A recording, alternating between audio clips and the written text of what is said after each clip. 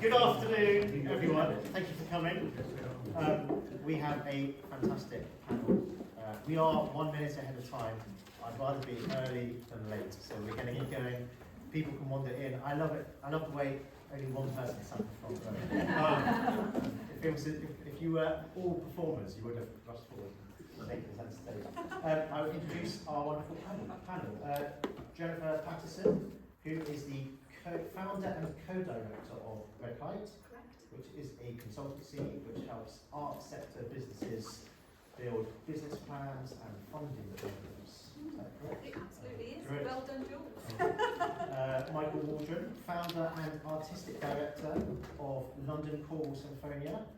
Adam Green, founder and artistic director, give yourself whatever title you want, of the Prison Choir Project.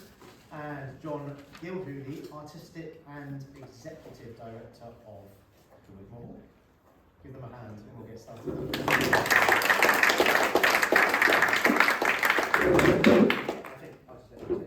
That's absolutely fine. Thanks, Jules. I'm really looking forward to this afternoon. It's going to be really interesting, I think, to hear from such a diverse range of cultural organisations who are working with very different scales of turnover. So I had a quick look at your accounts. This information may be totally out of date, but very ballpark, broadly speaking, about 8.4 million for the Wigmore, about 250,000 for the London Choral Sinfonia, and about 25,000-ish for the Prison Choir Project. I mean, these things change. But so broadly, very different scales of organisations. So hopefully it's going to be incredibly useful to explore how the funding models work, where the similarities are, and where you source your funding from.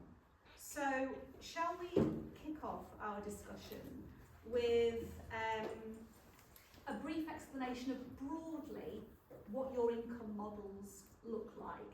How does it stack up? Where does the money come from? Who wants to begin? John.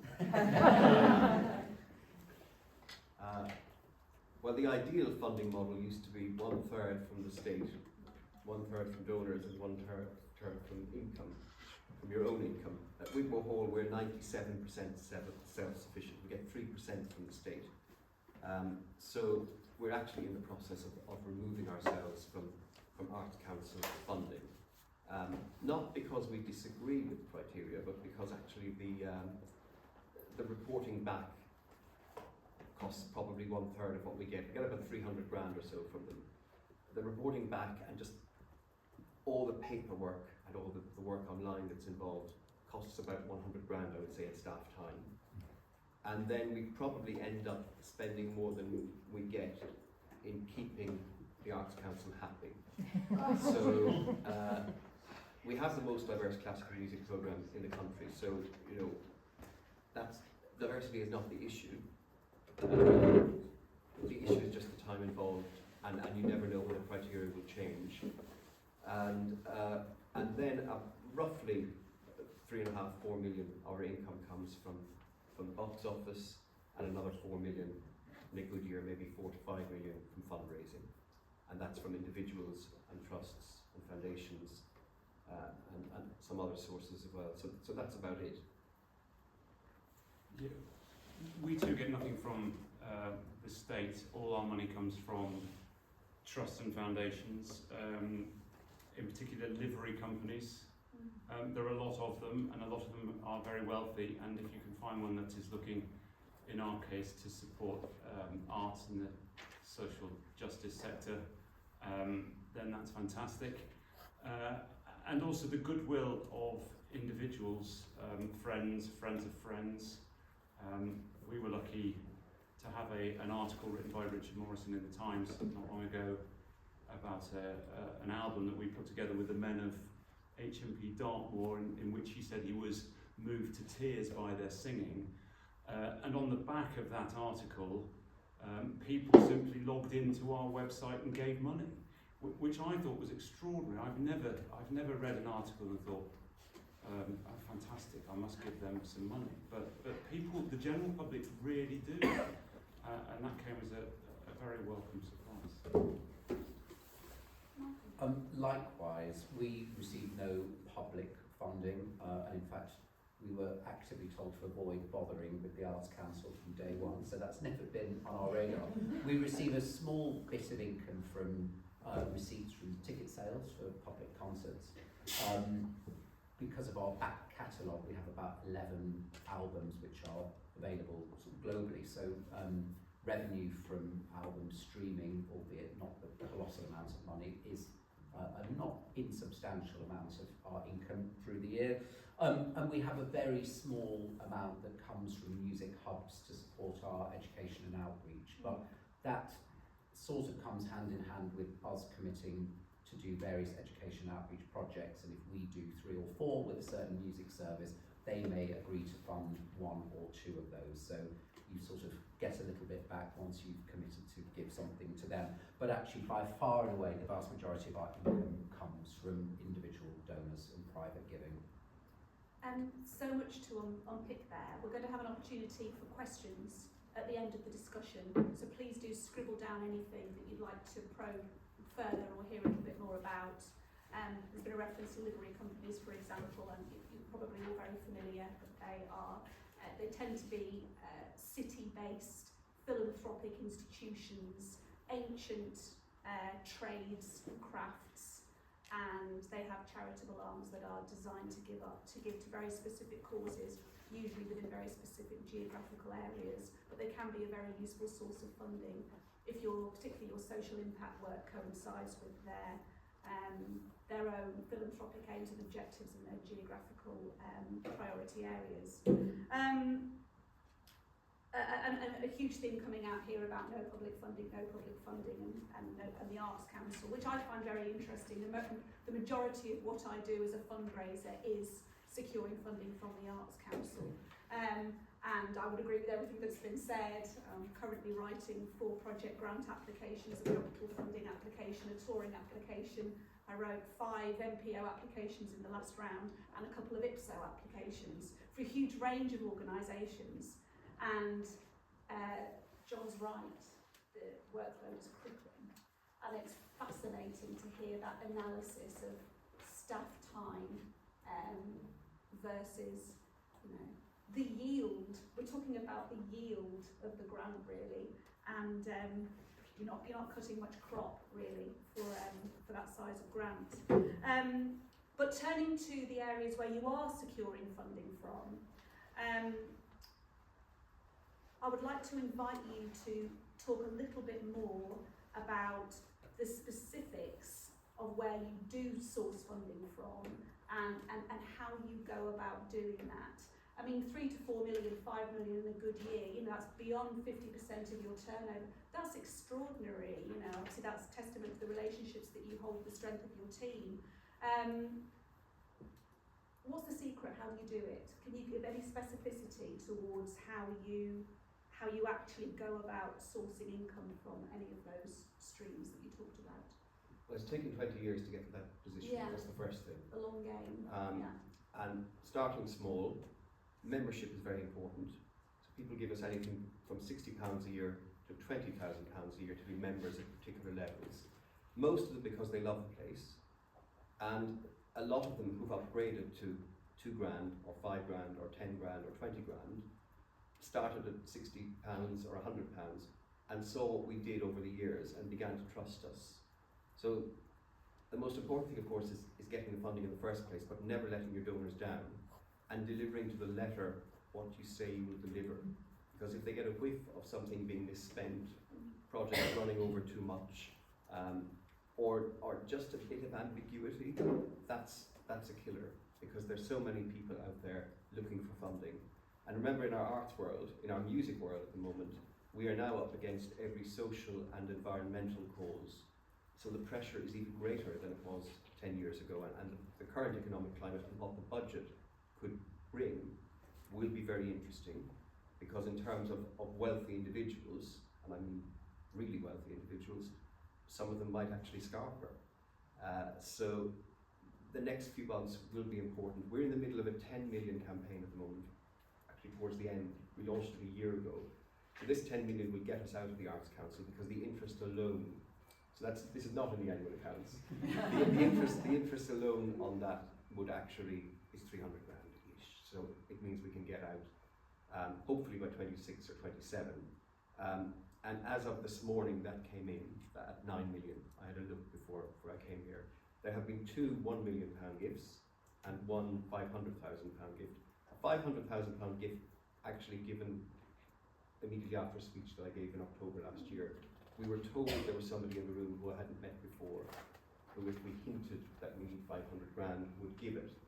But again, that was somebody who had been coming to the hall a lot, and we've been very careful not to ambush that person. You know, we let them gradually increase their giving. We didn't know them very well. It was quite clear they didn't want to get to know us.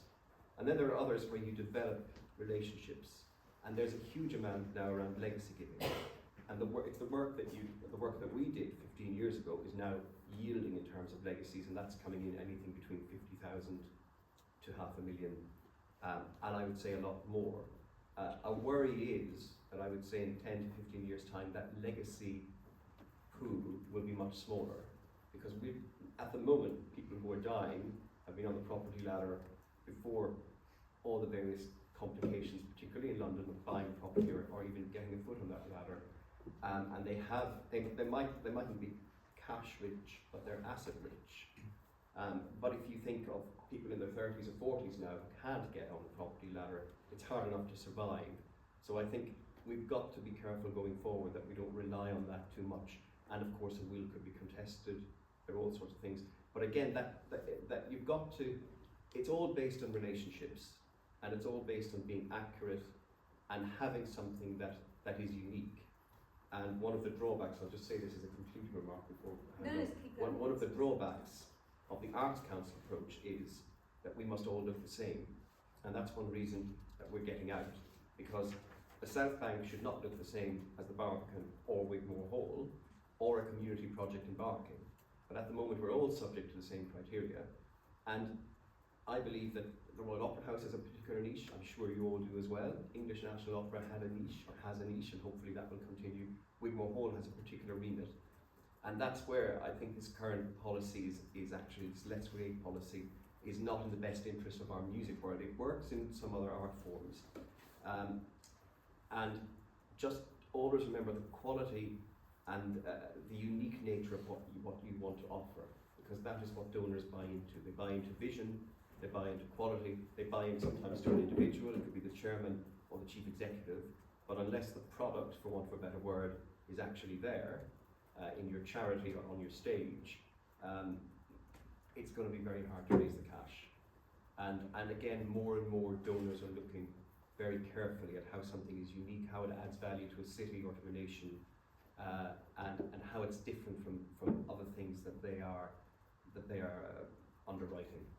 And that's a great articulation of the relationship-based fundraising technique that I would suggest is central to any successful fundraising plan for cultural organisations. You're not selling, you're developing relationships, and you're giving people the opportunity to get closer to your organisation. And you are reading people, and it requires a great degree of emotional intelligence, so that then the £500,000 gift can come, rather than the £500,000 gift being chased out of the door before you even realised that it was there. Very helpful, thank you, John. Interesting points about legacies that we can pick up on to. I've scribbled down so much. Michael, Adam, anything particular aspect of your own fundraising successes that you would like to focus on, and how you found it work in practice? Could I just, interesting on the legacy funding. I mean, I think it's fairly terrifying, isn't it? If you think people who are coming out of school and university now are going to be a generation of renters, they do not have the money. People are not going to have the money to buy their own homes in the way that people say over the age of 50, 60, 70 have a great advantage. Self-cert mortgages, aren't they great? You could sort of just say how much you were earning, and it's fine, no one checked. But yes, the very fact that we will be a generation of renters, there will not be that money. People, leaving a house worth a couple of £1 million and thinking, oh, wouldn't it be fantastic to leave a part of that legacy to the Wigmore Hall, to prison project, whatever it might be. For us, our funding model, we're forever writing letters and filling in online forms. I think we talked about the Arts Council, and I've got quite a lot more to say about the Arts Council move a bit later. Maybe just a quick word on fundraising events. I think one has to be very clear that they're going to raise you money. It's easy to get sucked into the idea that we'll hire a nice big venue and I'll get my friends to come and sing, let's say, and I won't pay them very much. I'll pay them something, and oh gosh, we've got to do food, and before you know it, you've sort of racked up a bill and hired the piano. You've racked up a bill of a good few £1,000s, and then you look at the people who come, and they're all your sort of mates who on a sort of rainy Thursday have only come really to support you, and we're never going to part with more than 40 quid anyway. Yes, just a word of caution on that. You have to think quite carefully about fundraising events and how you might raise. And if I may, Adam, again, that's scalable for anything. So I in previous roles, we have a royal patron, the King, as he is now. So whether you're organising an event with the King or whether you're organising scones with the friends, get your cost base covered. Ensure your cost base is covered as much as it can be, whether it's a £1 million fundraiser at a prestigious venue or whether it's a more humble occasion. Sorry. Continue. No, I was so fascinated to hear what John said. It was so on the money. Yeah. Correct.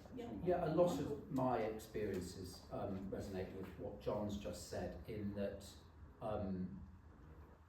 I've been amazed at how the personal donors and sponsors we have become a sort of community in themselves, and you think these people are great, I'd like to support this concert or this recording or this tour, whatever it is you're doing, and they want to be I have found that these people want to be a part of something. It doesn't necessarily mean they want to be on the stage singing or playing an instrument, but to feel that they're enabling something to happen. And I've been amazed at little things like the fact that some of our sponsors have become friends with each other. They never knew each other outside of coming to a few LCS concerts, and they like the community that they've become a part of. Are these individuals? Individuals, yeah. We've had a reasonable degree of success applying for trusts and grants and foundations. So if there's a piece of music we're doing in a concert, or a piece of music we want to record, particularly, let's say it's never been recorded before, it's a new work, I found that it's been relatively straightforward to write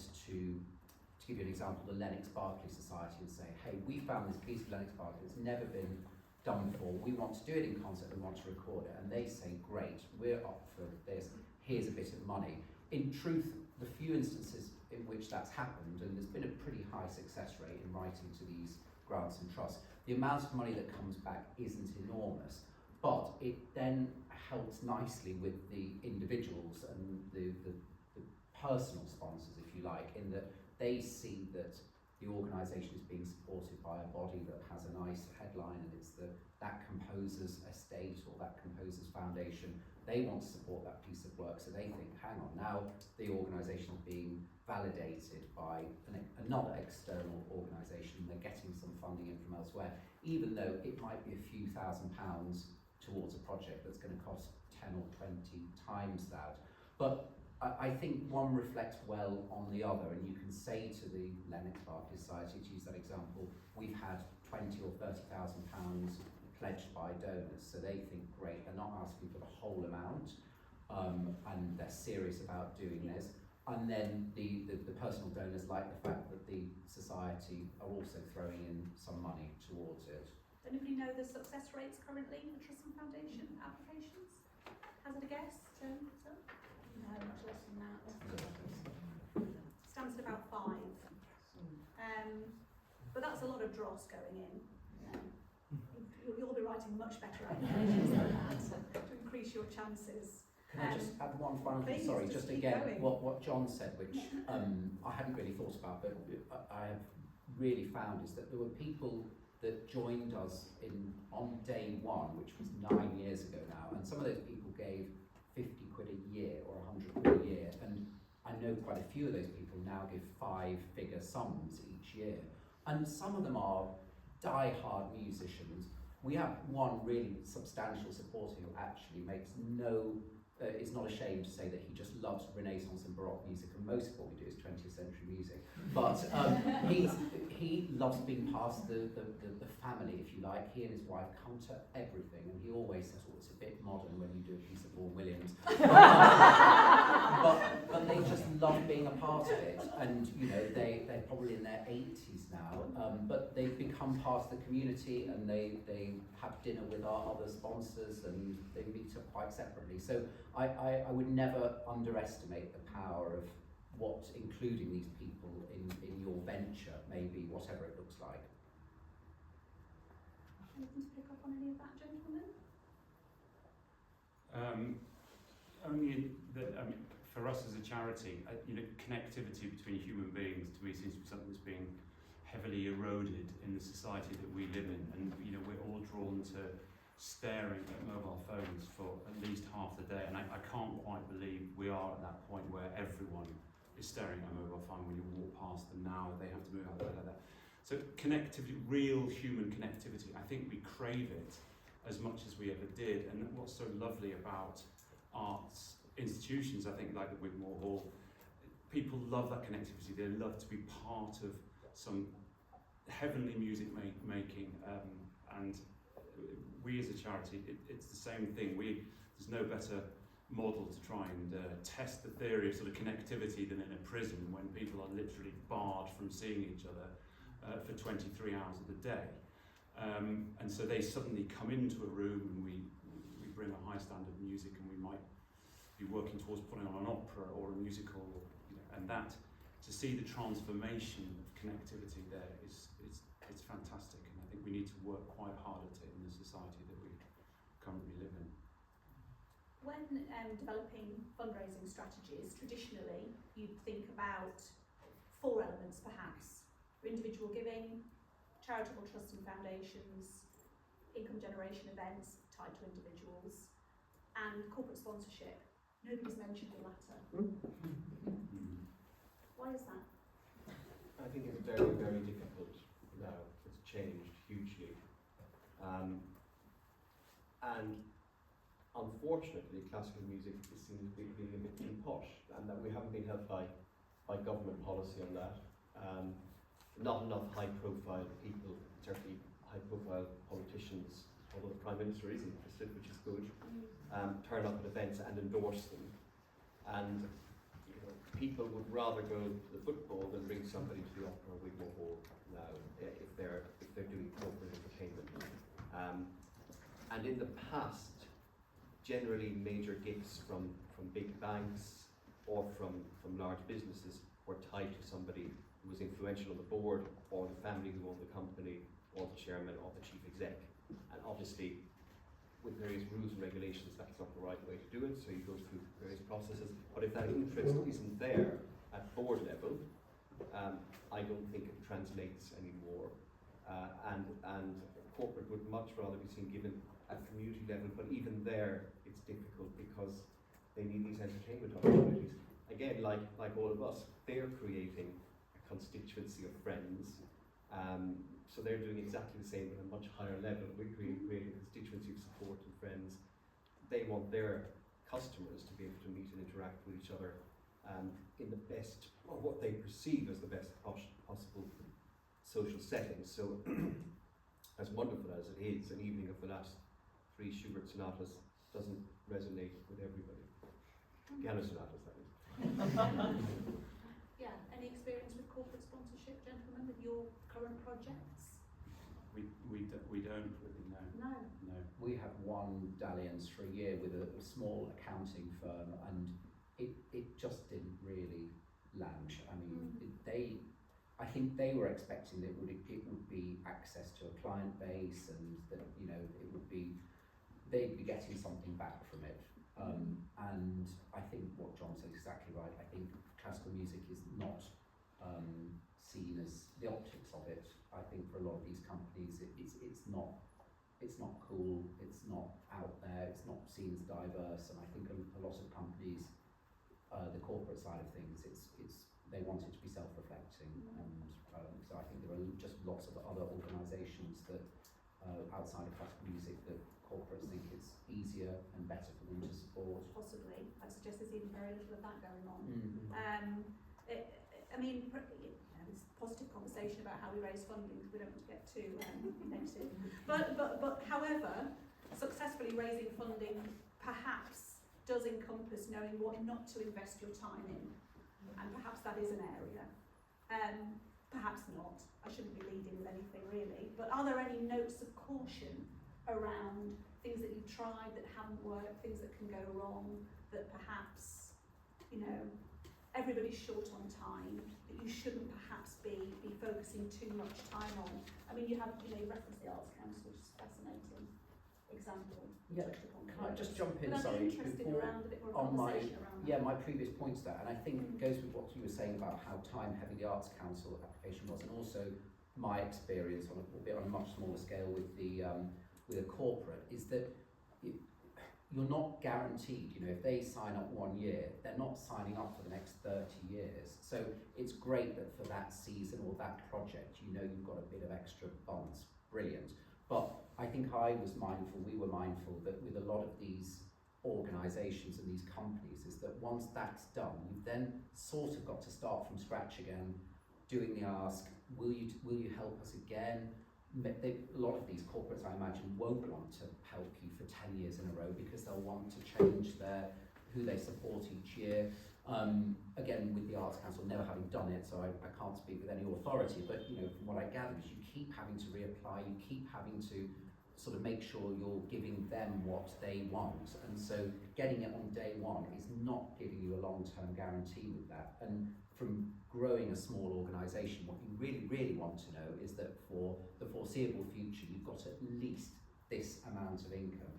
Even if it's a small amount of money, you can plan, you can start to think, right, well, if we do that this year, we're going to have that money again in year 2, we can think about doing that. And so that's where I think individuals are far, far more powerful, because again, over the years, I think we've maybe lost one individual sponsor, and that's because their business collapsed, and they were very regretful that they couldn't continue supporting LCS, but everybody else has stuck with us through 9 years. We've accumulated more people, as I mentioned before. Those people that started on day 1, most of them now give far more now than they did on day 1. So in terms of time and energy levels, nurturing what you have in terms of individuals who are probably going to be in it for the long haul if they start a donation, seems like a more efficient use of time if you're an organisation with fewer resources, fewer members of staff, than jumping through these enormous hurdles every year to apply for specific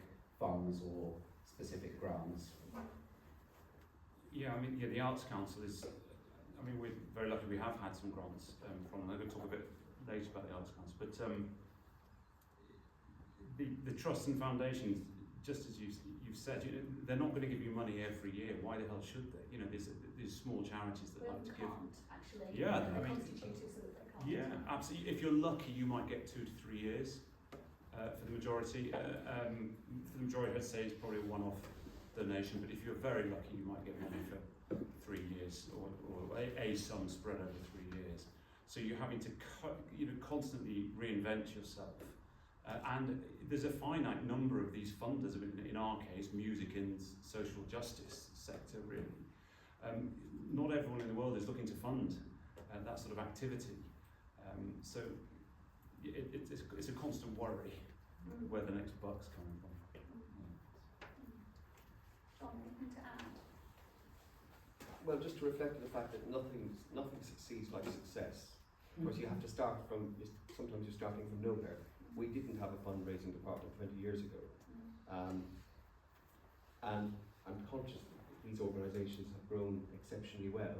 People buy into that, and they need to see a successful annual report, they need to see breaking even, that sort of thing. But where you put your time is also part of that success. So consciously, a lot of organisations I'm involved in have walked away from corporate. Anything I've chaired has also walked away from corporate, because it's just not worth the effort.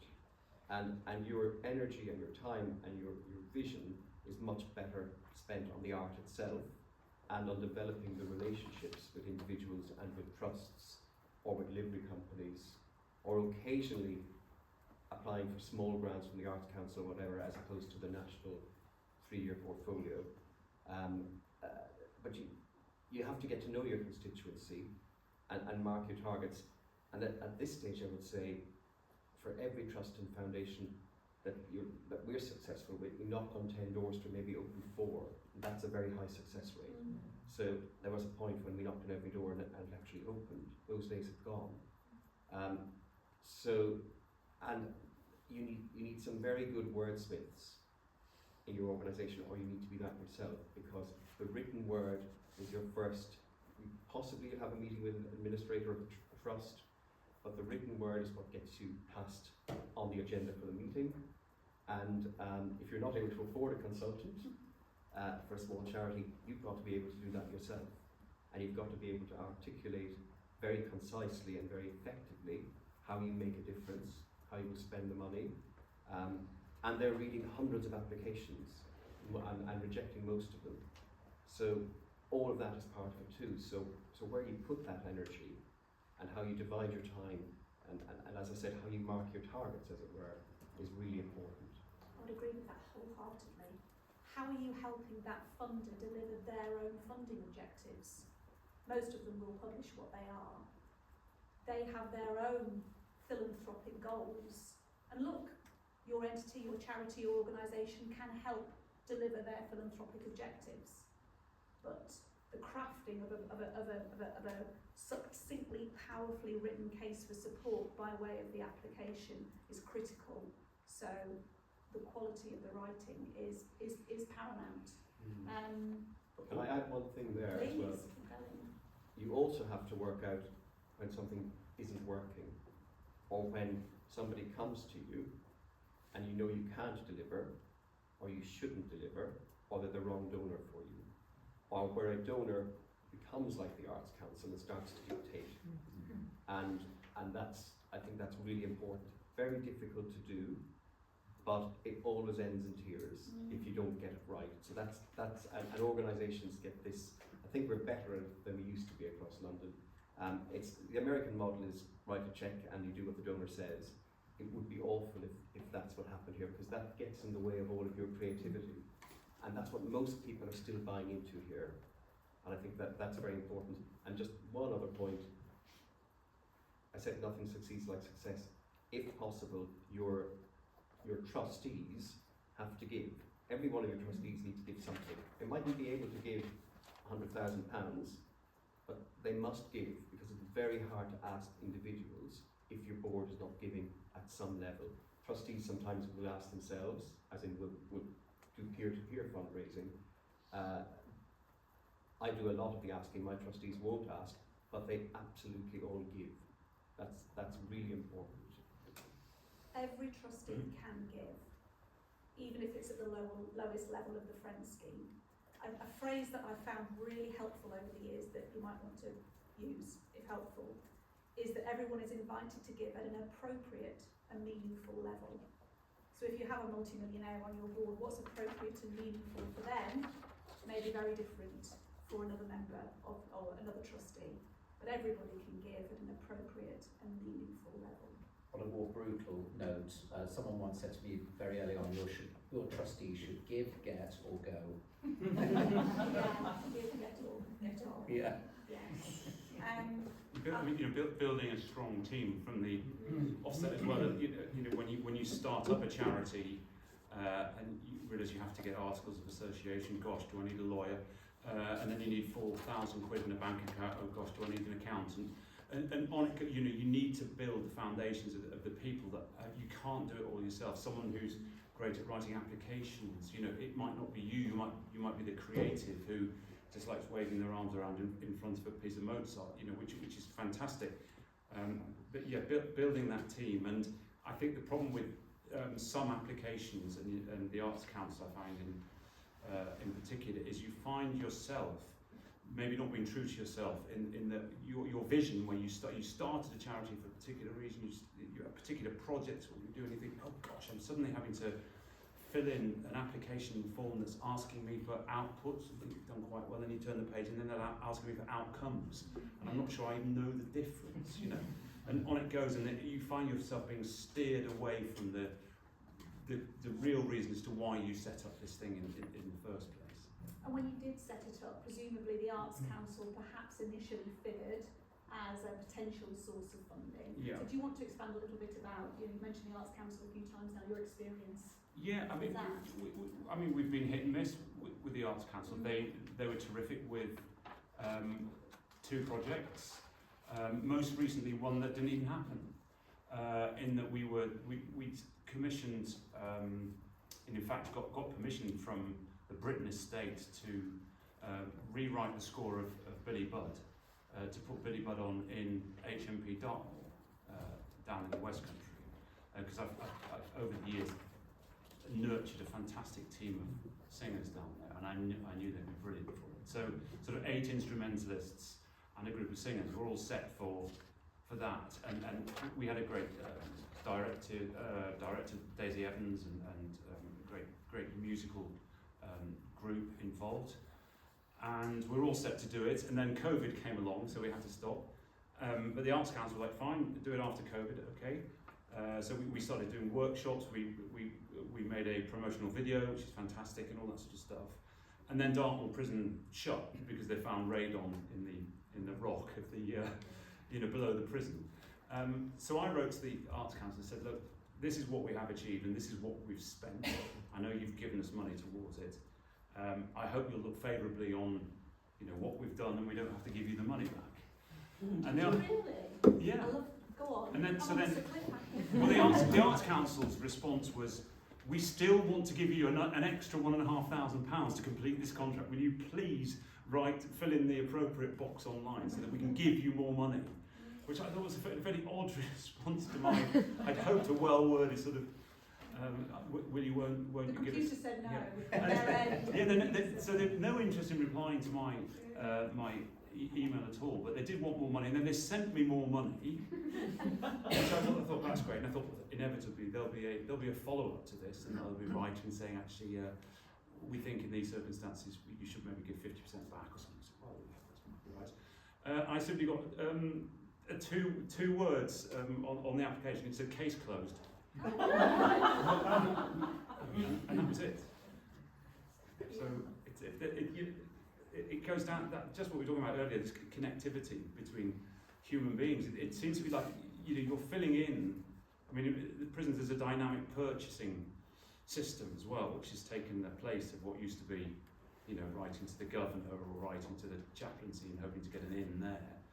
And it's just, you're doing everything online. You've got, as we've said, everything has to be fit into a particular box in order for them to compute what it is. And I think it's especially the case there with the Arts Council as well. You can't, like the Lennox Berkeley Society, as you say, it seems so obvious to write to them and say, look, we found this fantastic piece of Lennox Berkeley, it's not been done for 50 years, can we do it?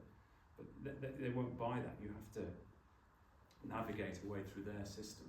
One of the things that the Arts Council, I think it's fair to say, is certainly interested in now, and perhaps it makes sense, even if we separate ourselves off from the whole conversation around the Arts Council, is diversifying income models. So right at the beginning, in John's opener, he referenced the kind of the traditional economic model, the historic paradigm perhaps, which saw broadly third box office ticket income, third state funding, third private fundraising, and the extent to which that is now shifting. and there is a need and certainly an encouragement from the state, but perhaps a need to develop a more mixed economic model which sees a real enterprise function, entrepreneurial ideas coming through, looking at areas of your offer and how you can generate income in other ways perhaps through sales or fees or developing a product that can be sold. What's behind this question?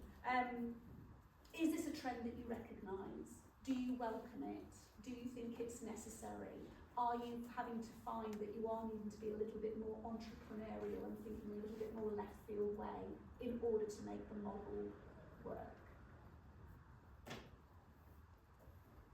Anybody?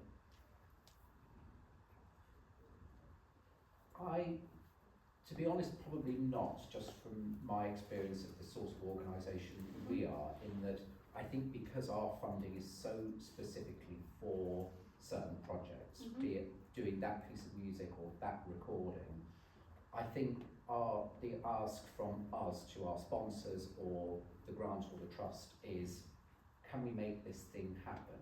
And because I think our model is so heavily towards individuals, I think most of our individuals say, okay, you want to make that recording. So you're fundraising for projects. Fundraising you haven't got a large cost base and a large broad overheads that you're having to yeah, we do. And there are people who support us through the year, you know, they're 50 quid or they're 500 quid, whatever it is.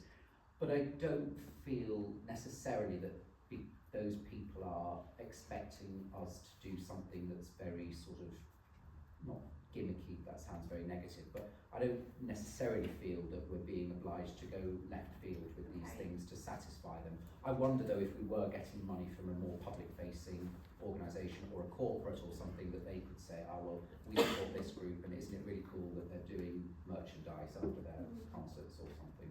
Yeah, I was at an event, it's a couple of years ago now, and it was at the Houses of Parliament, and an esteemed member of Parliament, who I won't name, came up to me and was talking to me and asked me what I did, and I said I fundraised for, at the time I was development director of the Philharmonia, I think somebody from the Philharmonia might be here today, and he said, have you thought about sponsorship? So I told him that I had, and it collapsed in 2007, he was so surprised about that, and he said, well, there's another idea for you, my dear, have you thought about digital? So I think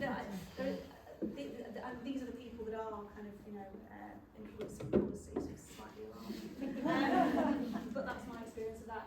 Anybody else, any other thoughts around more entrepreneurial ways of generating income beyond private funding, state tickets?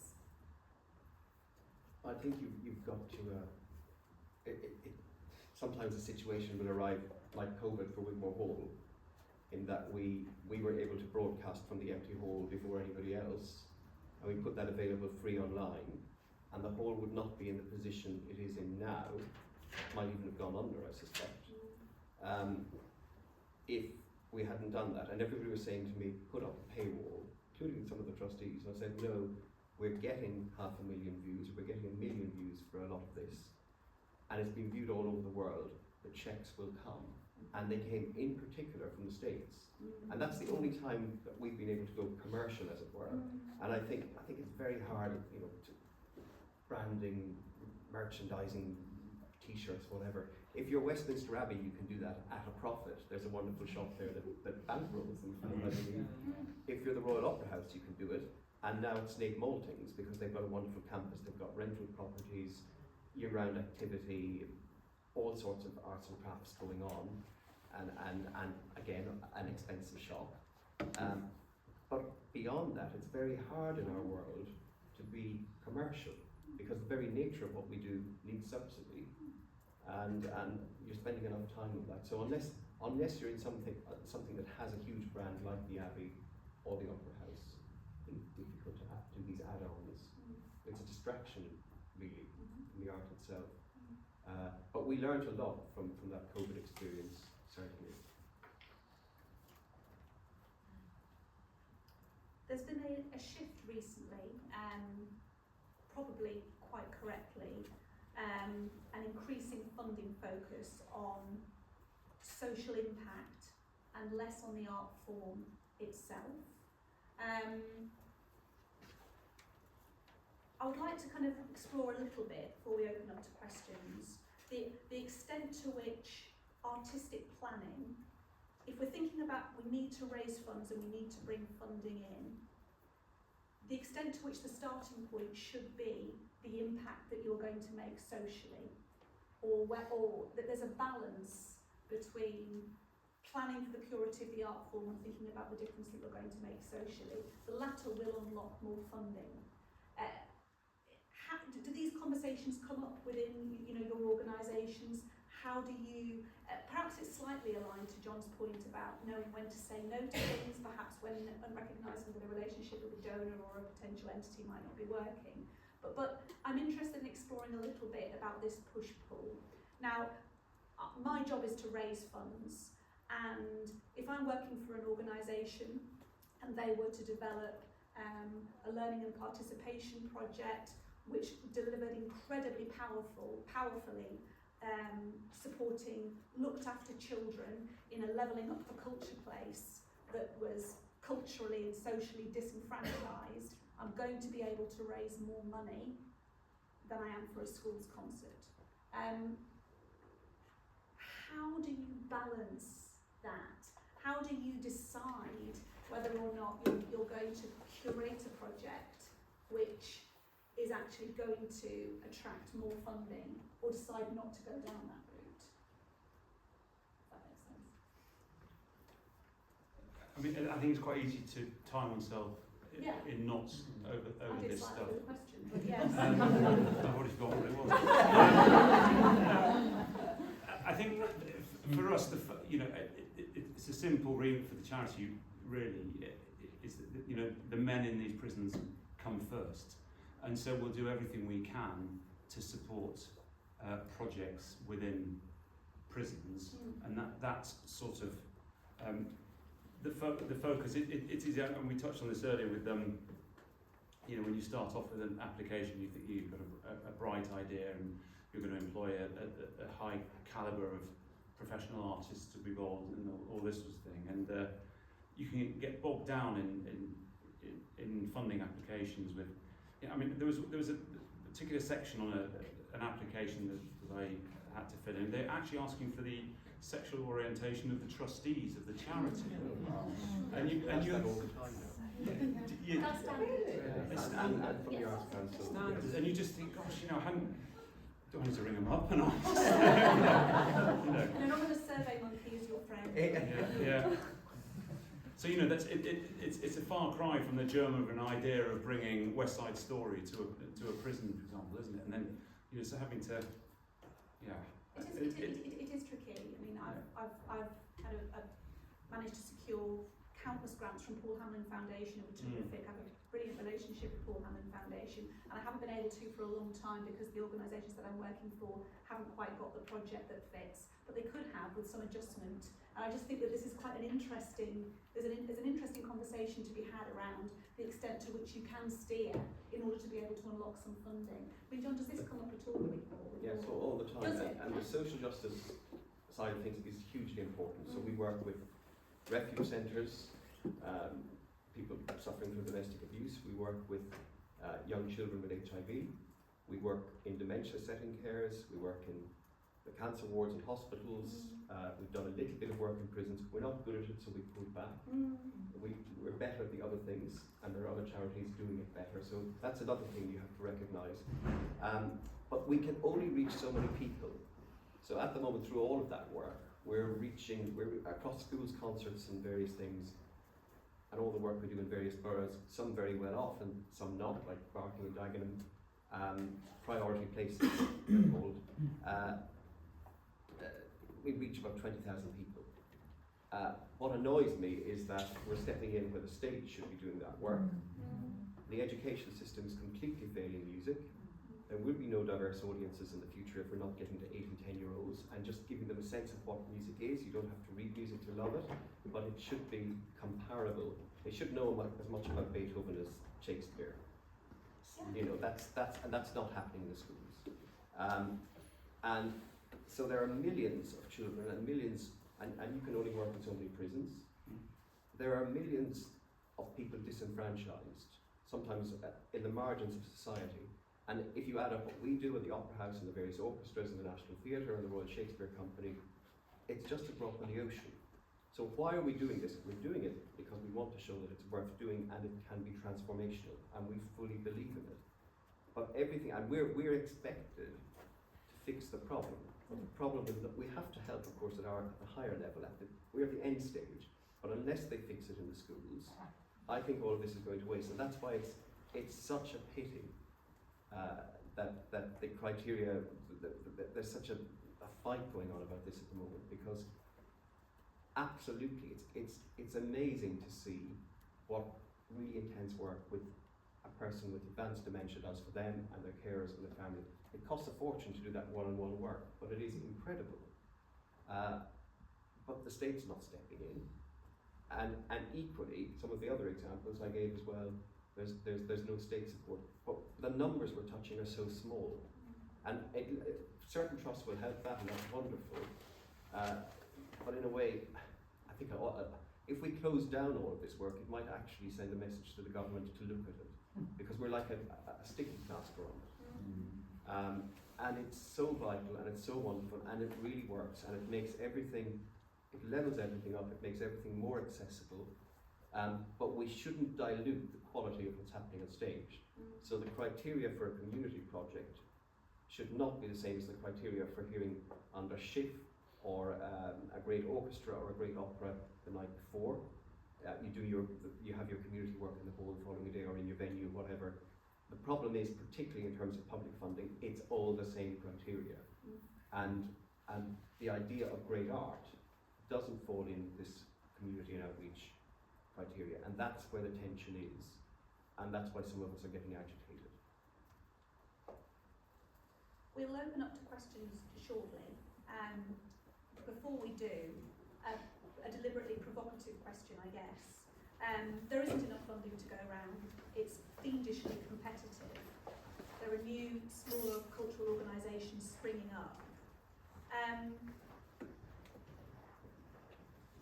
There isn't room for everybody. Should they be merging? Should we be discouraging new cultural organisations for coming onto the scene? Is that anathema to, creativity? It's clear that sourcing funding it is. I've been doing this, for I'm going to give away my age. Many years. Beyond 25, well beyond 25 years, and it's harder now than it's ever been. And I'm better at it now than I've ever been, just because I'm getting old. What about competition? What do we, if we're being ruthless, what do we think? I think taking the point that John made about your previous question was that whether you're a new group or whether it's a project that's looking to have some sort of outreach or some extra element. I think quality should always be at the heart of everything, and whatever one goes into, skills, instruments or repertoire or whatever it is, I think striving for quality and doing your best possible work should always be at the heart of that, and whatever the project needs to become to help access funding potentially should never dilute the quality at the essence of it all.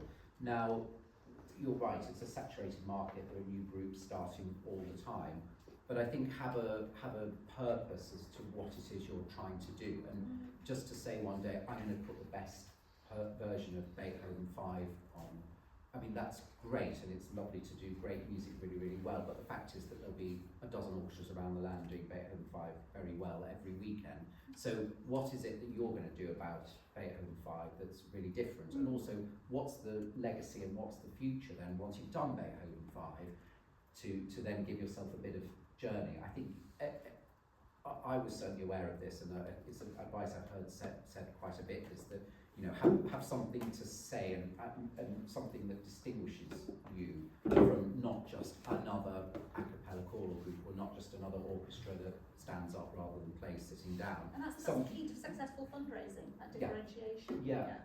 And interesting, I guess it's a question for you as well, is that we hear a lot about collaboration being beneficial when it comes to grants and trusts, and it's something we're aware of and are considering with some things for the future.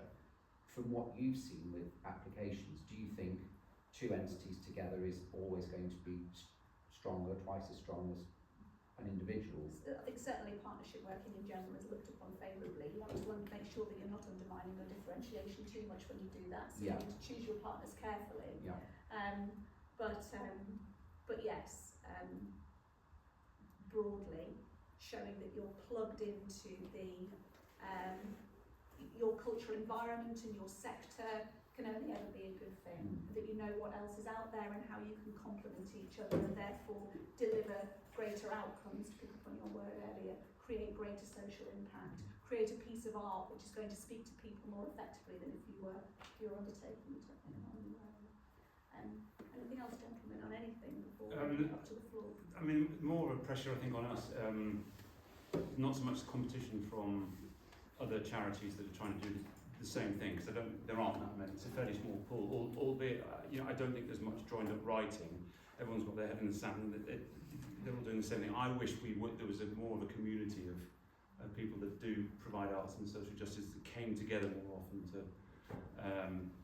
to talk and discuss the problems. But the bigger issue we find actually is the resistance from the institutions themselves. They're just not that bothered. If you go and say West Side Story is absolutely brilliant, we really want to put it on in the prison, then you don't always get that. Yeah, you know what, West Side Story is fantastic. They've probably never heard of it, lots of the people. So and that's not to say you're right and they're wrong. It's just that people are not necessarily on the same artistic journey that you maybe are on. So I think it's the prisons are chronically understaffed, they're underfunded, and they've cut back on education. They've cut back, but we lock up 90,000 people a year in this country with no sort of rehabilitation whatsoever, and they're coming out the other end of it. Sometimes with no homes, no money, nowhere to go. I mean, what do we suspect is going to happen? That's a conversation for another day. I could go on forever. Thank you for doing what you do. John, anything to add before we open up? So shall we? Is it all right if we go to questions? Absolutely. Anything. It can be as granular and as specific as you like. Hands going up all over the place. Great, but no encouragement whatsoever. Let's go. The gentleman there was first, and then we'll go to the lady here in green, and then at the back there. Hi, thank you. I'm Scott Ingalls-Kidger. I run Platinum Consort, a professional choir and orchestra. Really a question for Michael, perhaps for John as well. It's very specific. How do you convert audience members into donors? A lot of our audience early on were probably friends and it's that idea of holding a fundraiser and actually everybody there are your friends who are all broke because you're just out of university. But I think early days, a lot of our audiences, which were probably pretty small, were friends of our early days sponsors, and they became part of the community that I spoke about. And not all of these people are going to go on to give you money every month or sponsor a specific project, but they became a nucleus for the audience, of an audience, which then grew. And with a growing audience base, then the concert halls and people like John will see, well, actually this group gets 500 people to every concert. So you're then performing at better venues, and then the better venues are paying you to come and do concerts there, and it becomes a more of a snowball effect. But I think find your community at the early days, and it will be friends and it will be people who are not necessarily giving you lots of money, but get them there. A few bottles of wine after a concert doesn't cost very much money, but goes a long way in terms of making people feel like they're a part of something. I'd just say you need to get to know your audience, and there's no such thing as one audience. People come for different reasons. But that sense of community is then developed. So in a major organisation, a lot of that's done through research, but a lot of it's also done on the ground in these receptions. So the conversations you have, the conversations the staff around you have, sharing that with each other. Be careful what you write down because of GDPR. But and that's how you build. So it is relationship led and intelligence led, and getting to know people's likes and dislikes, and what they will and won't support, and matching that up as you go along. So it's a relationship activity. It's a listening activity as well. If I may contribute something as well, ask them to support you. Call to action. You have to be really careful about data protection regulation. You can't just write to everybody and ask them to give you money. Do it live, get up on the stage, get up on the platform, ask them. Speak in a compelling and passionate way about what it is that you're doing and how it's dependent upon their support. And if they donate to you, they might really enjoy it. Can I just add to that also? Yeah. Sorry, one thing, a piece of advice I was given early on, which I always think to, is somebody once said to me, sell and ask the thing as if it's happening. Don't give them an idea and think, wouldn't it be lovely to do this piece one day? Would you be interested in?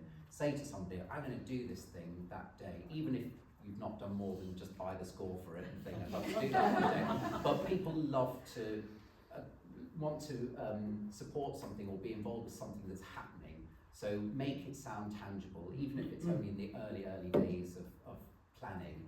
But people love to think that something's happening, and people like to be involved, a part of success. And it's easier to sell an idea or whatever to somebody if you can say this, make it sound as if this thing is happening, rather than, oh, wouldn't it be lovely if we could do this one day. Hi, my name's Susie Perkis, and I started a little new music group earlier this year which is called Pace. And I'm interested to find out about social media. And you mentioned about not putting a paywall up on your concerts and the checks came. What about viral videos? How helpful can they be in sourcing funding, and do you have any thoughts or ideas about that? Well, in classical music, print is gone. Certainly, 5,000 people buy BBC Music magazine, 10,000 people read the gramophone. The review section in the printed press is very limited now. It's better online. They give them a bit more space. So the opportunity to spread the word about what we're doing is not what it used to be. So you are all curators of your own brand, in the way that, just to go back to a point maybe a minute ago, when you ask for something, you've got to personify, or the person you put on stage has got to personify the vision and the art in the best possible way. And sometimes you only get one chance of that in a year. You have your, because you can't ask at every event. You reinforce that through social media, and social media is a way of showing, in a fresher way, new approaches to things, or what you're doing. So how you use photography, how you use video, best quality sound, careful wording, because you only have people's attention for so long. It is exceptionally effective. It's exceptionally effective as well in selling seats. Facebook, I find in particular, is incredible for something that might be 60% sold a week before. If you tag on to the right similar organisations and that sort of thing. So it is part of your fundraising marketing mix. It is central to, and there's a young generation that only consumes social media. Just as I never watch the news live anymore. I can't remember the last time I watched the 10 o'clock evening news. It's all coming in on a phone all day, so why would you? So there are very few of us, if any, in this room who were born digital. We've got to think like the generation who was born digital. It's really tough for us because the majority of our work takes place in an environment where there are no phones, no cameras, no audio, nothing. So to create, if you like, a social media presence from that, maybe some pictures of the walls of a prison from a distance. There's not really any content. I mean, we've sort of got round it at times, and and chanced our luck a bit with certain prisons that are a bit that are more amenable to that kind of thing than others. But you can't really show people's faces. But I love the idea of something going viral. I was so rubbish at it. I'd go viral for all the wrong reasons. I literally wouldn't know where to start. And I hate the idea of going viral for the wrong reason. It could be the end of, an organisation if you get it wrong, couldn't it? I got very excited with the CD that I mentioned that Richard Morrison said was absolutely fantastic. And of course, the one goes to bed thinking, isn't that great? We'll sell loads of copies, and we could put it out on all these platforms. However you listen to your music on, great, and you can download it, and the money will come streaming in for the charity. I mean, I don't think they make. You've got to have thousands and thousands of hits to make even a penny now through Spotify or YouTube or anything to become an influencer. So I don't know the actual numbers, but it's an impossible task to think you might get any revenue from that kind of, and it's a great product. Just to pick up on your point, the most interesting work that we do with children and vulnerable adults we can't film because of permissions and protection and all the rest. And that's a great pity, because that would be a huge fundraising tool, but we just can't do it. Same as the prisons. Oh, if I could have had a video from the first day and trying to persuade a group of men that they should be involved in the production of Carmen, through to the actual production of Carmen and the final performance, the transformation that people would see is quite extraordinary. It's wonderful. It'd be brilliant on television. That's my viral clip. Yeah. But sadly, can't make it. Yeah, I think the social media thing is we're probably all in agreement. It's a no-brainer. From the bits that I've seen online as an engaged Instagram, Facebook user, whatever, and the bits that I learned now from being on the other side is if you get the viral video or the viral whatever that suddenly gets you hundreds of thousands or millions of views or likes or whatever it may be, that's all well and good, but there needs to be some long-term strategy to it. And I think just making one video and thinking this is the thing that's going to get me 10 million views, that's great. And if you get your 10 million views, fantastic. But then what are you going to do after that to actually keep it going? And I was in a conversation with somebody who is a social media consultant or puts together these things, and he had loads of really interesting things to say, like the fact that everybody needs to be putting stuff out with some degree of regularity, but don't just put stuff out because, oh, here's a picture of me outside the concert hall today. The amount of thought that goes behind social media output, it's considerable. So I think the idea that you just do a video here or a post here and then suddenly that gets you your millions of followers, I don't believe that's the case. I think even a social media strategy needs to be really thought out and considered. I don't know if there's been any research, there may have been, I genuinely don't know, around the correlation between social media output to the strategy and fundraising income. Remember, a lot of the theme that's been coming through today is the importance of relationships in fundraising and the quality of relationships and the long-term nature of fostering relationships. So certainly from experience, latterly instinctively going forward, my instinct tells me that there isn't an immediate cause and effect between social media output and being able to generate a lot of income. Can you have a little click button to say donate here? Yeah. And is that successful for some organisations? Very much so, but again, it would depend on driving traffic towards that, and them feeling incentivised to support you. But how crazy is it that something like Facebook will encourage you? Why don't you spend £100 on this particular post will reach 3 million people? You've no proof of it, have you? You don't know what that means. It's not like they're going to bed and it's right in front of them and think, right, there you go, that's interesting. It's just, I personally think it's an absolute nonsense, all that stuff. But I'm happy to be proved wrong, that actually really, the more you invest in Facebook marketing, that the better you do. But I don't see the limit on it. It's a bit like in Elysir de Mora, when the drug's not working for Nemarina, then Sir Dorcamara says, well, you must double the dose. You know, and it's exactly the same with Facebook marketing. It's like, well, you're only spending £1,000 a month. You need to double it. Keeping this thematic. There was a question at the back. Yeah, thank you. Richard Thomas, I work for two musical charities, Orpheus, Sinfonia and the Keyboard Trust, and I was just wondering what you felt in an ideal world would be a good staffing proportion to allocate to fundraising and development. And part two, if I may, if you go down the freelance route, are there any creative ways to pay and reward those freelancers? Because we can't all afford £400 or £500 a day for a brilliant freelance fundraiser. Staffing ratios, size of teams, return on investment you might be looking for in terms of the investment in time and fundraising. Should we pick that one up first? Any thoughts on that? It has to grow organically, and it grows in relation to your turnover. I don't know any fundraising department that's overstaffed. We're always understaffed, because you need people constantly. We've got 5,000 members, so just servicing the members is a huge, we've got 2 people on that full time, and then somebody on trusts, somebody on individuals, somebody on legacies, and we didn't always have that luxury. We're all doing everything. It's taken a long time to get there. And then just in relation to,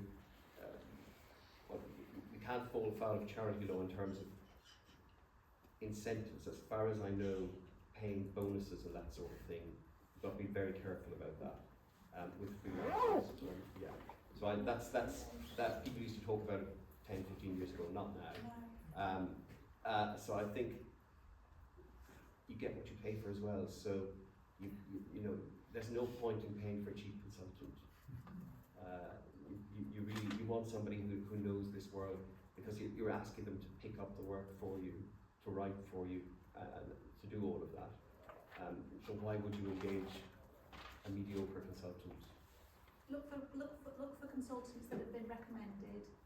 Talk to other organisations. Find out who they've worked with. Negotiate with the consultant. Try to negotiate the fee down a little bit. But I would suggest that if you did find somebody who their fee is £300 a day, you can get a lot of work done in 4 days, and that seems like a lot of money to invest for a smaller organisation. But those 4 days could result in an Arts Council project grant, a really decent prospect list, and a very clear, this is what you need to prioritise, and these are going to be a good outcome for you. So you need to be very clear about what you want to achieve. You need to hear that repeated back to you, so that there's a very, very clear brief. Take recommendations, but no rewards, nothing beyond the agreed daily rate. Extreme note of caution for any consultant that wants a cut of the fundraising success. That's an absolute no-no and a huge red flag. Find it incredibly distasteful, personally, and certainly problematic. But there are some good ones out there. There are a lot of duds. I've worked with loads of them. But it can be a very good investment of time. In terms of fundraising teams, having led and grown and led fundraising teams, I mean, we used to try to ensure that fundraising costs were no more than 20% of what we were raising. But it takes a while to can take a while to get to that position. It takes a long time to build relationships with individual donors. It can take 6 months to develop, submit and get a trust and foundation application back, and to get a groundswell of trust and foundation applications out. So you have to be patient. The Board of Trustees has to have a realistic set of expectations around the time frame on that return. But then you do need to be checking in on that return. You need to be agreeing some metrics and KPIs with the fundraiser. Those are my thoughts. Good, thank you. Yes, lady at the front. Thank you. Charlotte Collier, singer and sometime legal aid lawyer, actually. I'm just quite interested to know about when things, perhaps, you have to let relationships either end or just fade away. And I'm particularly thinking about things that happened over the summer with like the Hair and Wire Literary Festival that was just suddenly, you know, they lost all of their sponsorship because of so much external pressure from particular external organisations. And whether any of you, and individuals, whether any of you had any views on that. Because, I mean, obviously, I imagine people here are from very quite grassroots and community-based organisations, but there are going to be occasions when, just thinking about the Second Foundation and what happened to the Opera House, there are going to be, say, you know, you're able to secure some sponsorship from a firm of accountants who it turns out do the books for the local garage that's only selling diesel cars, and you can see where I'm driving. How would you deal with those difficulties if they ever arose? Indeed, they may have arisen, I don't know, for the Wigmore perhaps. And what's your take on it? Well, we all make mistakes. That's Well, the it's first very thing. true. So, due diligence is very important, and if something doesn't feel right in your gut, or if somebody around you tells you that something's not right, you need to listen. So if there's a whiff of anything, I think that's important.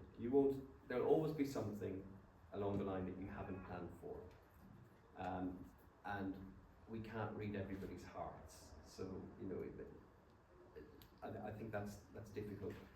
But I think with due diligence, asking around, you don't want to put a donor off. And again, in listening to the donor's expectation, you can pick up a lot. And then when the problem happens, you've got to tackle it properly and quickly, and not allow it to hang around. And there could well be a problem at some point in everybody's career. There is a problem, and you might need some public relations help around that or whatever. But the thing is not to run away from it.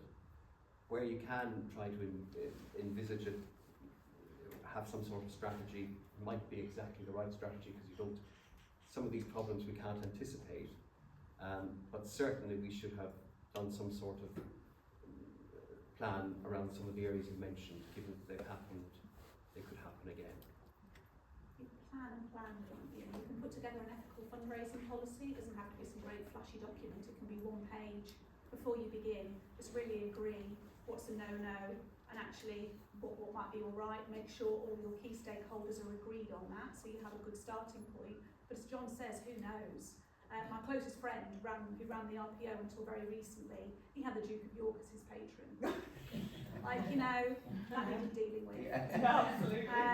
He handled it very well. Well, I mean, he's brilliant, and he handled it brilliantly. But talk about, you know, it needed to be handled and swiftly. Yeah. So you know, you can plan for any eventuality, and the rug can be pulled out from under your feet. So just staying true to your values, the values of the organisation as agreed, and that's what you fall back on when you take the decision about the necessary action. Anything else on that? We haven't necessarily had a high-profile loss of funds or sort of scandal, if that's not too strong a word. But I think, as I mentioned before, we have lost one sponsor, and that was because their business failed, and it was all very sad for them, and they didn't want to stop supporting, but had to. But going back to the relationships you have with the rest of your community, a couple of our trustees spoke to other existing sponsors, and without naming and shaming the person, said, you know, we have lost some of our income for next year because we lost some sponsorship to the tune of X amount of money. And in the end, that gap was filled by the 2 or 3 other people just slightly increasing their amount. So it wasn't a sort of, this is absolutely desperate, please somebody save us, but it was keeping the dialogue and the communication with your other wider community of sponsors, and people feel they want to help and be a part of it. And we had, I mean, you know, COVID was an incredibly difficult period in that I think pretty much every sponsor that we had that we made an application to said we're not going to be funding during this period. So, you know, luckily we're predominantly project focused, so we just don't do the project. But if you know, I can imagine a situation if you're not getting that money, then you can't survive. Then that must be that's a very tricky situation to be in. Can I add one? Please. Well, it's 2 points actually, in one. I've seen some of the colleges of music and some of the orchestras go through major fraud, and they have survived, because again, you can't legislate for everybody in your organisation.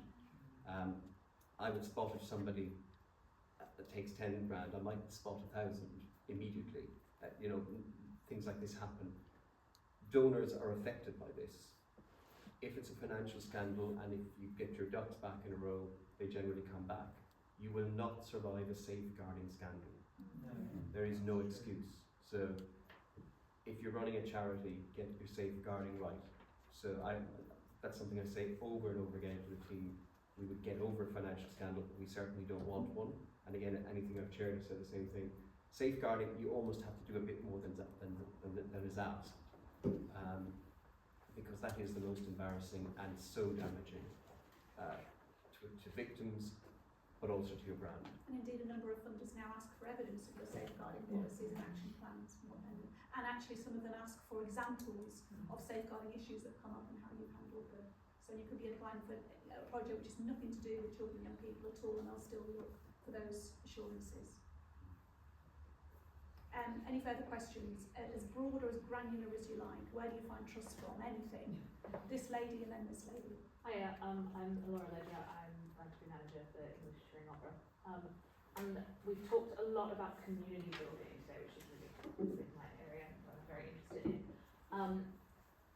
We are a long-standing charity, and that has recently gone through a change in direction. How do you deal with sort of programming changes, which obviously don't fall under development, and how that affects your donors? Do you just say, this isn't your music anymore, too bad, we're going another direction, and focus on new donors? Obviously, we don't want to do that. How do we keep donors interested when we're suddenly changing from sort of more Baroque era to more modern, more outlandish shows? Any thoughts? Do you think your donors signed up in the first place because they just love Baroque music and they couldn't get that anywhere else? Many of them, and many of them were particularly fans of our previous director.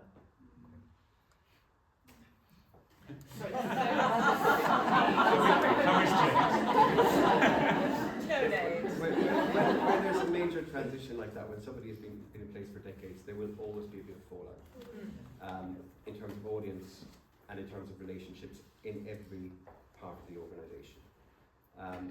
So succession planning is very important, and almost anticipating that you will lose a certain amount of the audience and you will lose a certain amount of the donor base, and how you will replace that if you are taking a new direction.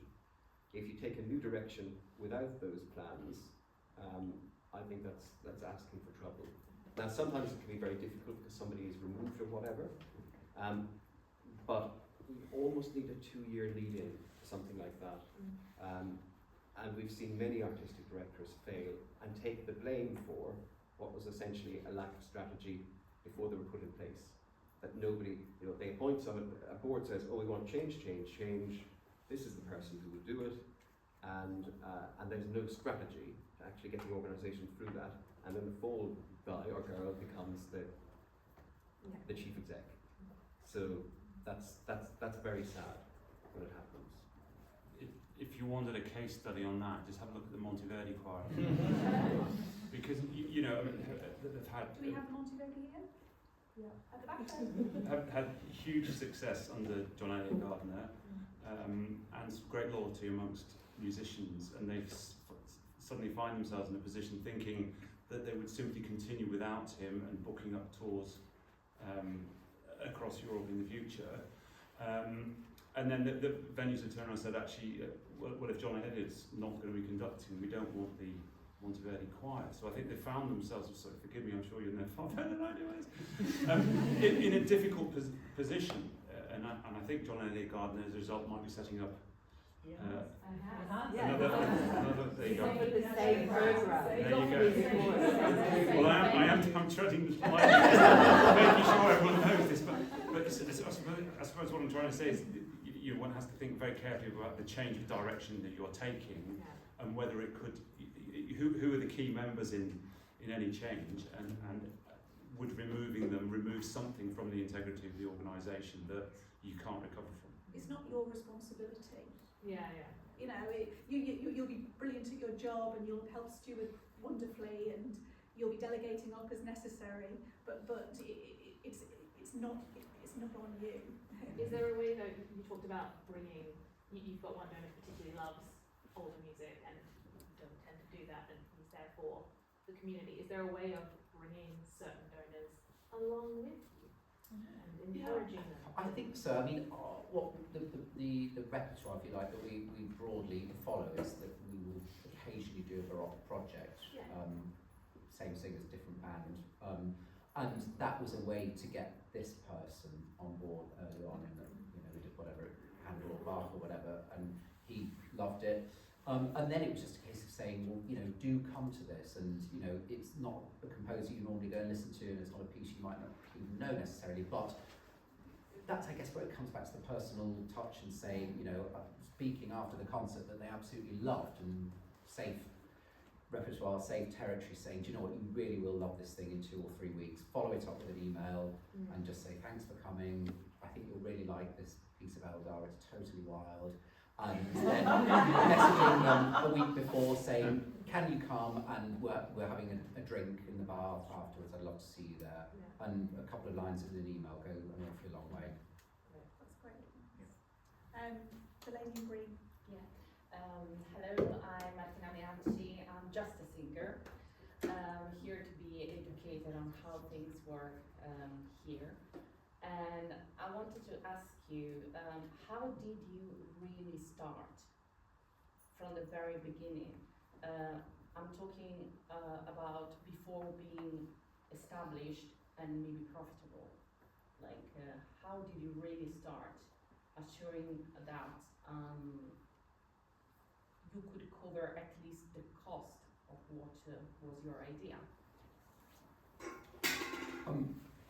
If I could go first. Yeah. So I graduated from university and I thought, hey, this is sort of what I want to do, and I had an idea that I wanted to set up a group that did this specific thing, and I thought there was a gap in the market for it.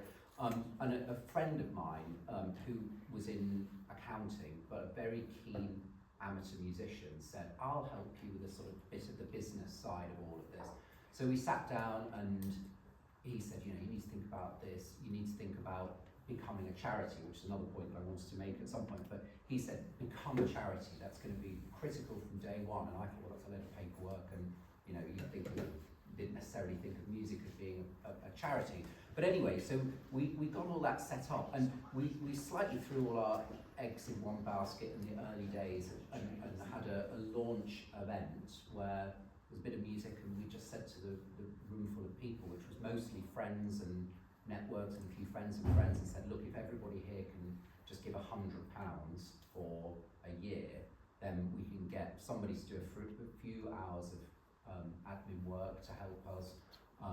I was basically doing most of the admin work myself at that point, and we had a few links and ins with venues to do concerts, but it was incredibly hand to mouth in the early days, and you know, ticket revenues barely came close to covering the cost of the concerts, but it was getting that body of people together in a room from the outset and then building it from that point. And just making a point about the charitable status, I was going over some stuff this morning, in fact, about gift aid, and you know, that is a major source of revenue for us, that there are people who give X amount of money per year without any conditions, you know, that is just to keep the LCS machine going. But there's 25% that comes on top of that, and we can budget income towards concerts and then know that there's that certain amount of add-on that's coming to it that might cover one of our administrators or somebody to do some promotional work. So it was really from sort of tiny thing where we just sort of said, let's try and put something together and get it going, but it was a lot of elbow grease, a lot of hard work, very little money, and it's a long haul, but you've got to sort of think about it.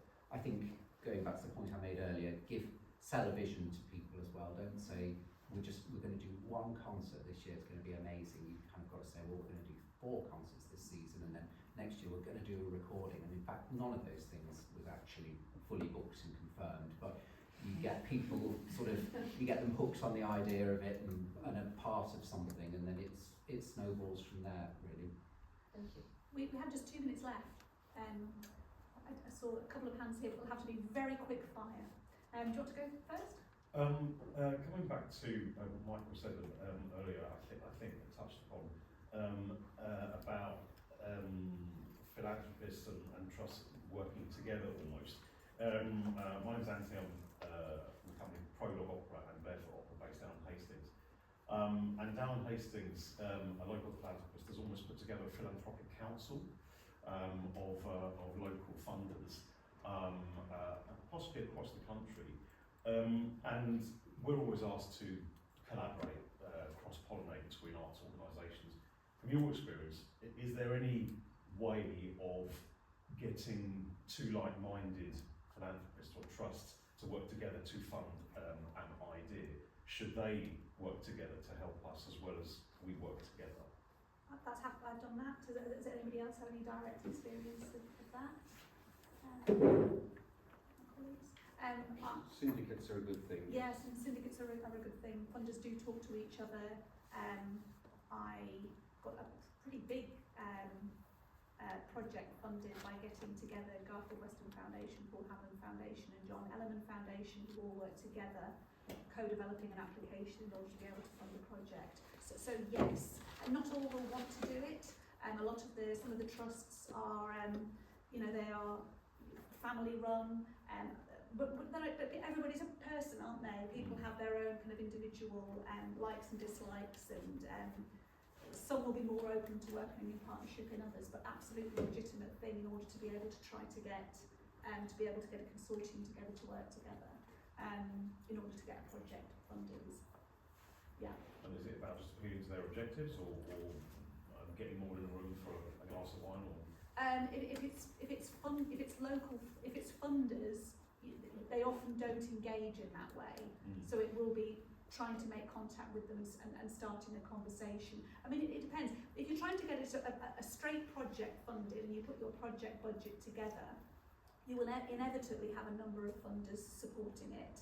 And some of those will come in at various points. So your budget will show that you have secured income from X, Y, and Z, that you have applications outstanding with, A, B, and C, and you're intending to apply to so and so.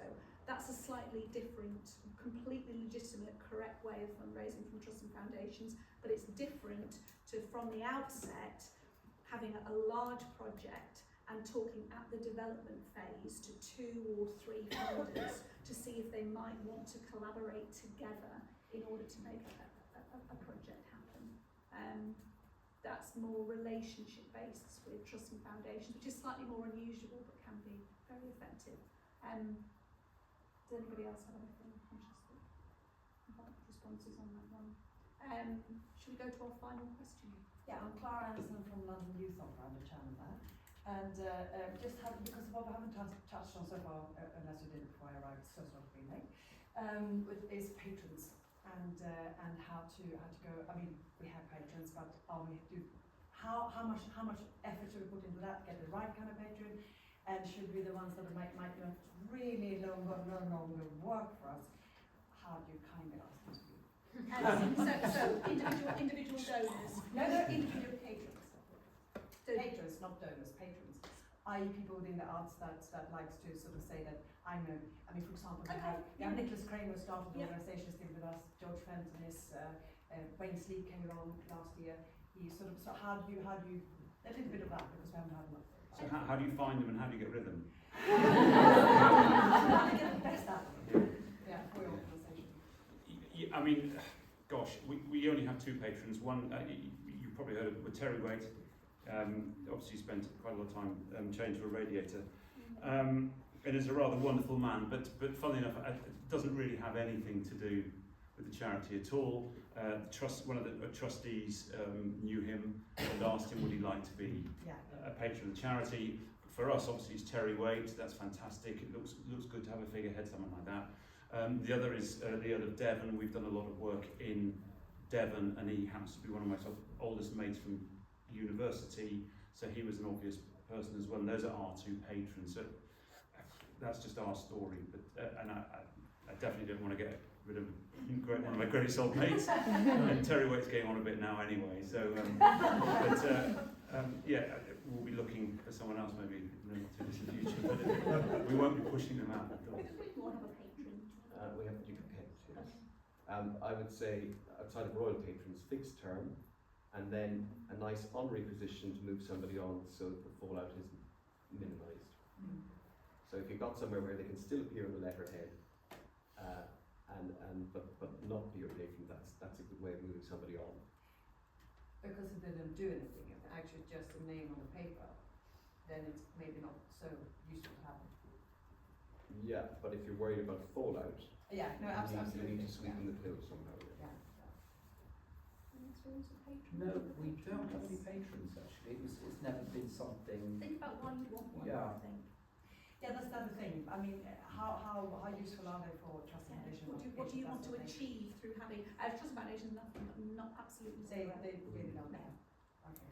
Yeah, because of course for donors it's really quite important It can because be, they if it's feel the- that they if want it's to the be right on patron. this, possibly meet them or that sort of thing. We should close. You're all right. If there are no more questions, that would be great. No? Thank you very much for coming, everyone. I think we need to give such a fantastic panel another round of applause.